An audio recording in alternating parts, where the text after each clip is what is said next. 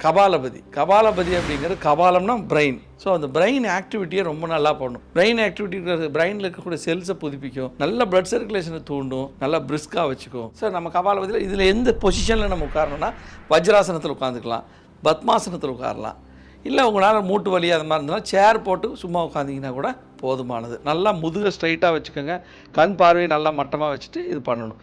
So அடுத்தது நம்ம கபாலபதி பண்ணுறோம். கபாலபதி பண்ணி இடுப்பில் கை வச்சுக்கோங்க, வஜ்ராசனம் இல்லை பத்மாசனம் இல்லைன்னா சேர். இதில் உட்காந்துட்டு எக்ஸ்ஹேல் மட்டுமே, இதில் வந்து இன்ஹேல் கிடையாது, எக்ஸ்ஹேல் மட்டுமே. ஸோ இதில் 20 கவுண்ட் இன்ட்டு 3. ஸோ ஃபஸ்ட் நம்ம பண்ணுறோம் எப்படின்னு பார்த்துக்கோங்க.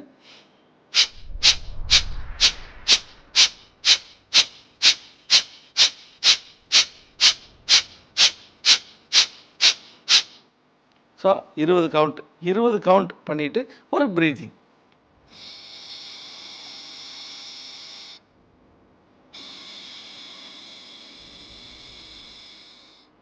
இந்த மாதிரி ஒரு 2 கவுண்ட், அவ்வளோதான்.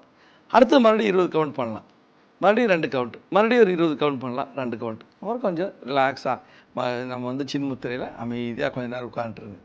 எப்போவுமே யோகா செய்கிற இடம், பத்மாசனம் செய்கிற இடம், இந்த மாதிரி மூச்சு பயிற்சி செய்கிற இடம் ரொம்ப சுத்தமானதாக இருக்கணும். அழுக்கு அங்கே இங்கே போட்டுருக்கெல்லாம் இருக்கக்கூடாது. முடிஞ்சால் ரொம்ப ஹார்டாக இல்லாமல் ஒரு விளக்கு பற்ற வச்சுட்டிங்கன்னா ரொம்ப நல்லது. நல்ல நெய் விளக்கு ரொம்ப ரொம்ப நல்லது. அதே மாதிரி புங்க எண்ணெய்ன்னு சொல்லுவாங்க, அந்த எண்ணெய் போட்டு அது ரொம்ப வந்து ஆக்சிஜன் அதிகமாக கொடுக்கக்கூடியது. புங்க எண்ணெய் இருந்ததுன்னா அதையை வந்து விளக்கில் போட்டு திரி வச்சு அந்த அமைதியான ரொம்ப லைட்டிங்கெல்லாம் இல்லாத ஒரு ஸ்பேஸாக கொஞ்சம் மைல்டு லைட்டாக இருக்கிற மாதிரி வர இடத்துல நீங்கள் பண்ணலாம். ரொம்ப ரொம்ப அருமையாக ஒரு ரம்மியமான ஒரு சூழ்நிலை, மைண்ட் நல்லா பாசிட்டிவாக இருக்கும்.